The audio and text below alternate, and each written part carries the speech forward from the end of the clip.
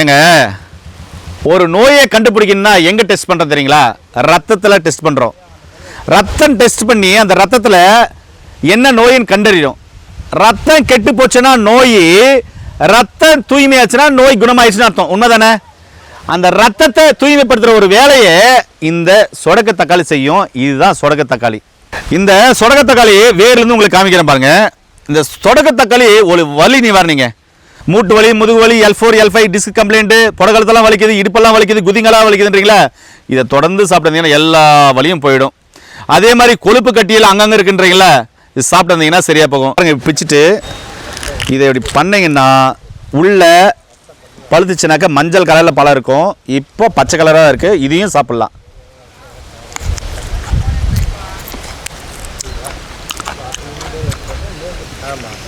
இதெல்லாம் மஞ்சள் கலராக தான் இருக்கும். இப்போ பழுக்கில் இந்த கலராக இருக்குது. இது உள்ளே பார்த்தீங்கன்னா இது மாதிரி இருக்கும். இதை சாப்பிட்லாம், ரொம்ப நல்லது, டேஸ்ட்டாக இருக்கும். இப்போ சொல்லுங்கள், அதே மாதிரி ஆஸ்துமா, வீசிங், சைனஸ் சம்மந்தமான பிரச்சனை உள்ளவங்களுக்கு அற்புதமான தீர்வாக கொடுக்குது இந்த சொடக்கு தக்காளி. இந்த நோய்க்கு அந்த நோய்க்குன்னு மட்டும் சொல்ல, சக்கரை நோய் உள்ளவங்க சாப்பிட்லாம், கட்டுக்குள் வரும், பிபி நார்மல் ஆகும். சரியா? பக்கவாதம் சம்மந்தமான பிரச்சனை உள்ளவங்களுக்கு கொடுக்கலாம், பைல்ஸ் உள்ளவங்களுக்கு கொடுக்கலாம், ஃபேட்டி லிவர் உள்ளவங்களுக்கு கொடுக்கலாம், பித்தப்பையில் கல் உள்ளவங்களுக்கு கொடுக்கலாம், பேங்க்ராஸில் இன்ஃபெக்ஷன் இருக்கவங்களுக்கு கொடுக்கலாம், நரம்பு சம்மந்தமான பிரச்சனை உள்ளவங்களுக்கு கொடுக்கலாம், ஞாபக சக்தி குறைபாடு உள்ளவங்களுக்கு கொடுக்கலாம்.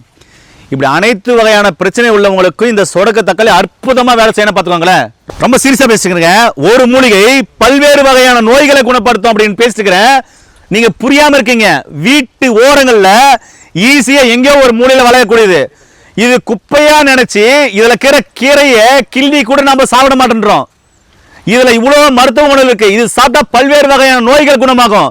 இது சாப்பிட்டா ஆயிரக்கணக்கான பணங்கள் மிச்சமாகும். இது சாப்பிட்டா ஹாஸ்பிட்டல் பக்கமே போக தேவையில்லை. இயற்கையோட சேர்ந்து வாழுங்க. உணவியல் முறையை மாத்துங்க, வாழ்வியல் முறையை மாத்துங்க, இயற்கையோட சேர்ந்து வாழுங்க. பல்வேறு வகையான நோய்களை குணமாக்கலாம். பாருங்க, கிட்டத்தட்ட 45 வயசு ஆகுது. பிபி, சுகர், ஆஸ்துமா, வீசிங் சம்பந்தமான எந்த பிரச்சனையும் இல்லை. ஆரோக்கியமா இருக்கேன்.